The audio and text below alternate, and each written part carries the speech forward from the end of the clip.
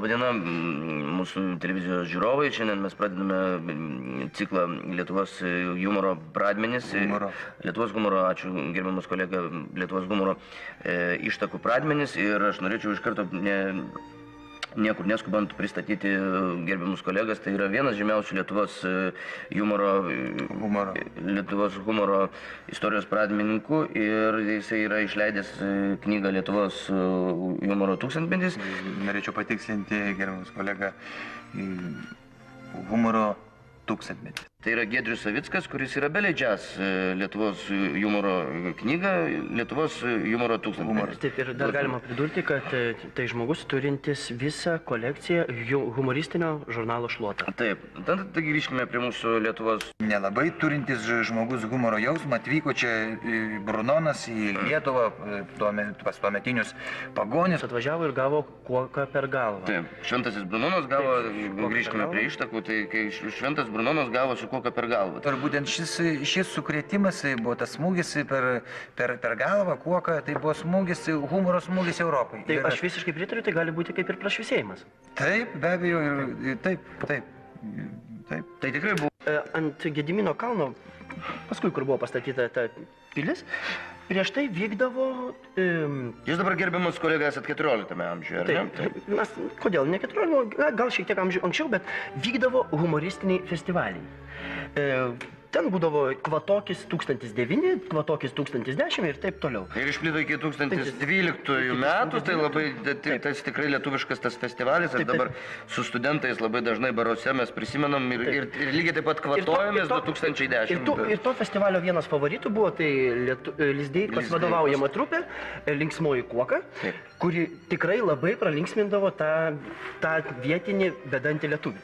Beje, kuomet Vytautas plėtė teritoriją, o iš tikrųjų tai nebuvo teritorijos plėtimas, jie labiau humoraudami keliavo po Europą ir tiesiog jie humoraudami lankėsi įvairiose vietose ir skleidė, tai buvo labiau kaip buvo, vat, būtent, kaip paminėjo kolega, tai buvo stipri trupė humoro, kuri keliavo ir visur gastroliuodami. Na, čia tikrai.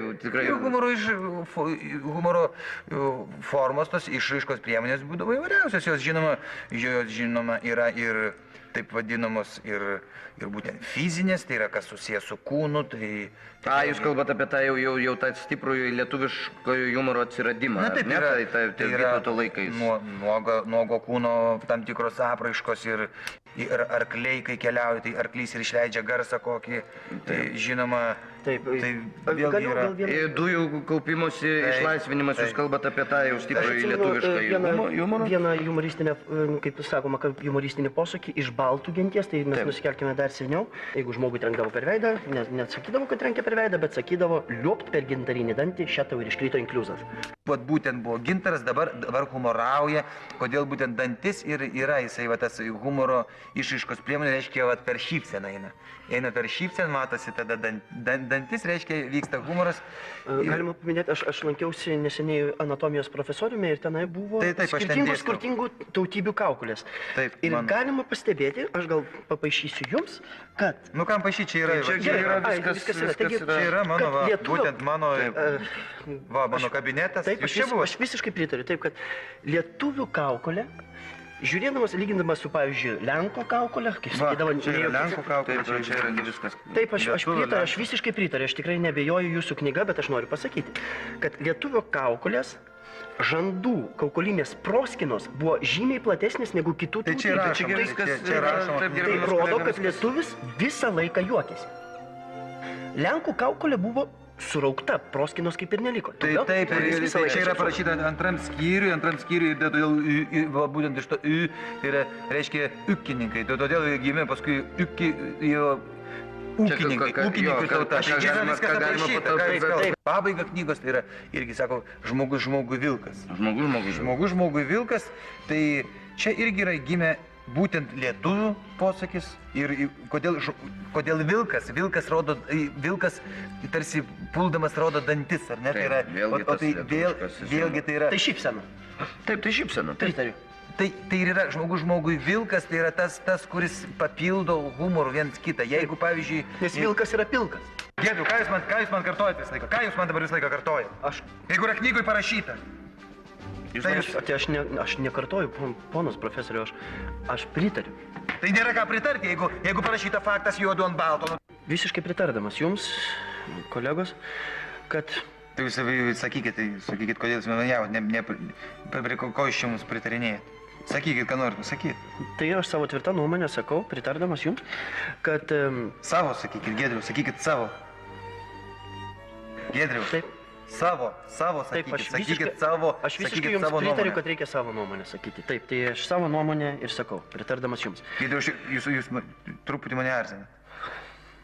Truputį mane erzinat ir aš sakau, aš esu atviras žmogus. Erzindamas jūs aš pritariu, kad...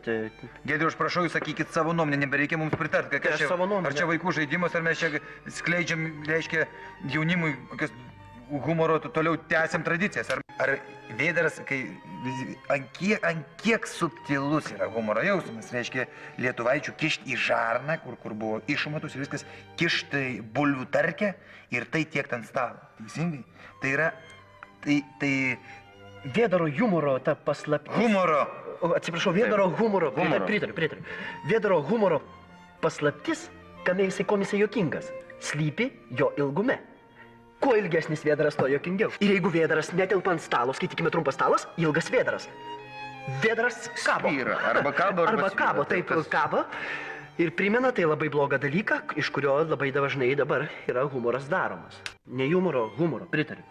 Taigi, aš norėjau pasakyti, kad monarchinė valstybė, kai buvo tik tai Mindaugas karalius, tai tęsiasi šita monarchinė valstybė iki šių dienų. Karūna buvo paslėpta, karūną atrado. Šeštas skyrius,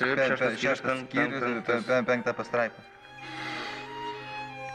Karūną atrado karalius Šilanskas. Anekdotų karalius Šilanskas. Tai gyvoja karalius. Karalius Šilanskas, Raimundas ir karalius Mindaugas. Kame buvo panašumai humoro. Humoro, atsiprašau, pritariu. Humoras. Pas Šilanską. Pirst, juokiasi. Taip? Prie Mindaugo irgi buvo bezdama. Kai Mindaugas bezdėdavo, humoras buvo tame, kad jeigu kažkas tai iš tarnų pabezdėdavo, sakydavo, kas pakvietė arklį? Tai čia viskas yra, tai yra aukščiausio lygio humoras. Taip, yra apie, kai yra nusiraugėjama, kaip yra išleidžiamos dujos, tai yra pokalbiai, yra lytinėmis temomis, apie... Tai yra labai normalu, tai yra stipru ir iš lietuvių, Taip, todėl kad raugas, tai yra raugas ir tai yra... Bet tai pasižiūrėkite. Kaip džiaugsmas yra, pavyzdžiui, tai yra dujos. Taip. Ir retas, kuris tuo metu jau, kai vis tiek būdavo ir kopūstus valgydavo žmonės ir valgydavo kitus, retas, kuris sugebėdavo kitose tautose išleisti dujas. Humoristinis patiekalas. Cepelinas, ką darydavo lietuviai? Kai išvirdavo apie 20 cepelinų, vienągi cepeliną padarydavo be mėsos ir sėdėdavo šeima, giminė, visi valgydavo. Ir niekas, kaip ir nereaguodavo, nes visą laiką lietuvis žino, kad pjaudamas bulvę jis ras mėsą. Bet vienas žmogus atpjovęs mėsą, jisai atpjovęs bulvę, tarki pjauna ir neranda mėsos. Visiems tai sukelia juoką. Šilanskas. Bingelis. Zavaliauskas. Popudėdė. Artūras Orlauskas per brūkšnelį Zakarauskas. Grybauskai. Be jokios abejonės, Teta Hana. Apolonija Zizirskienė. Tata. Nosies laida. Čia jau netgi Gogolio įtakos. Tas pats Clarkas kaip Gogolis. Pritariu. Galima paminėti Vižinį. Na ir duokim garo komandą. Graikas Vitalijus Cololo. Su karaliuku. Taip. Esu paminėjęs knygui, galbūt Erlickas, bet abejotina, todėl aš tik užsiminė. Nelabai juokinga. Pritariu. Gal išrinkime vieną juokingiausią iš jų, kuriuos mes paminėjome. Tas, kuris labiausiai įnešė, tą didžiausiai, kaip sakoma, atnešė humoro maišą. Na tai gal tada ir tektų ten apsistoti ties karaliumi, ar ne? Kaip jo dešinėje ranką mes galime išrinkti Clarką. humoras, kadangi vis tiek lietuvių kalboje mes minėjom, tai yra apie antrą galą, visus kitus dalykus, tai būtent humoras kilęs iš žodžio yra hemarojus. O, kaip jūs į tą? O aš gal norėčiau paminėti tokią vieną frazę, gal, kaip, sakykime, kaip nepabaigęs laidos nesakyk ko, tai nepasakęs humor, nesakyk haha. Tai tikrai. Čia yra mano. Čia mano yra ir jūs tikrai nerasite šitoj knygoje. Nepasakęs humoro, nesakyk haha.